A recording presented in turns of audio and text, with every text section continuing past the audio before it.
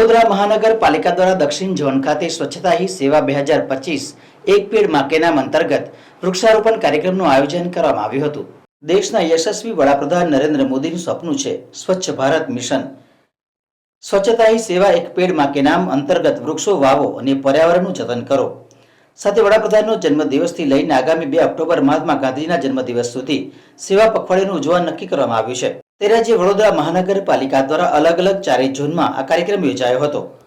દક્ષિણ zone ward number 16 માં આવેલ ગુરુકુલ 4 રસ્તા નજીક ટીપીમાં એક પેડ માં કે નામ તેમજ સ્વચ્છતા હી સેવા અંતર્ગત કાર્યક્રમ યોજાયો હતો, જેમાં વડોદરા મહાનગરપાલિકાના સ્થાયી સમિતિના અધ્યક્ષ ડોક્ટર શીતલ મિસ્ત્રીએ તેમજ પાલિકાના દંડક શૈલેષ પાટીલની ઉપસ્થિતિમાં આ કાર્યક્રમ યોજાયો હતો।